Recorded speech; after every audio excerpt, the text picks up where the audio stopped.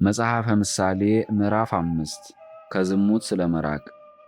ልጄ ሆይ ጥበቤን ተመልከት፣ ጆሮህም ወደ ቃሌ አድምጥ። መልካም ሐሳብን ትጠብቅ ዘንድ በከንፈሮችህ የማዝህን እወቅ። ከአመንዝራ ሴት ከንፈር ማር ይንጠባጠባልና ወደ አመንዝራ ሴት አትመልከት። ለጊዜው ጉሮሮን ያጣፍጣል፣ ፍጻሜው ግን እንደ ሐሞት የመረረ ነው። ሁለት አፍ ካለው ሰይፍ ይልቅም የተሳለ ነው። እግሮቿም ወደ ስንፍና ይወርዳሉ፣ አረማመዷም ወደ ሞትና ወደ ሲኦል ያደርሳል። ፈለጓ ከኃጢአት ቦታ አይርቅም፣ በሕይወት መንገድ አትሄድም። መሮጫዋ ሰንከልካላ ነው፣ የሚታወቅም አይደለም። አሁንም ልጄ ሆይ ስማኝ፣ ቃሌንም የተናቀ አታድርግ። መንገድህን ከእርሷ አርቅ፣ ወደ ቤቷም ደጅ አትቅረብ። ሕይወትህን ለሌላ እንዳትሰጥ፣ ንብረትንም ምሕረት ለሌላቸው፣ ባዕዳን በሀብት እንዳይጠግቡ፣ የድካምህን ፍሬ በባዕድ ሰው ቤት እንዳይገባ።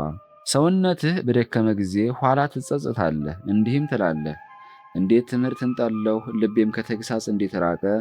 የአስተማሪዎቼንም ቃል አልሰማሁም፣ ጆሮቼንም ወደ አስተማሪዎቼ አላዘነበልሁም። በማኅበርና በጉባኤ መካከል ወደ ክፉ ሁሉ ለመድረስ ጥቂት ቀረኝ። ከማድጋህ ውኃ ከምንጭህም የሚፈልቀውን ውኃ ጠጣ። ከምንጮችህ ወኖች ወደ ሜዳ አይፍሰሱ፣ ውኃዎችም ወደ አደባባዮች አይሂዱ። ላንተ ብቻ አይሁኑ፣ ከአንተ ጋር ላሉ እንግዶችም አይሁኑ። የውሃ ምንጭህ ለአንተ ይሆንልህ፣ ከልጅነት ሚስት ጋር ደስ ይበልህ። በዋልያና በውርንጭላ ፍቅር ከሚስት ጋር ተፋቀር። የፍቅሯም ሞገስ ያርካ፣ ለአንተ ትሁንህ፣ ሁልጊዜም ከአንተ ጋር ትኑር። በዚች ፍቅር ስትፋቀር ብዙ ትሆናለህ። ልጄ ሆይ ከሌላይቱ ሴት ጋር አትኑር፣ ያንተ ወዳልሆነችውም እጅህን አትዘርጋ። የሰው መንገድ በእግዚአብሔር ዓይኖች ፊት ነውና አካሄዱንም ሁሉ እርሱ ይመለከታልና። ኃጢአት ሰውን ያጠምዳል፣ ሁሉም በኃጢአቱ ልባብ ይታሰራል።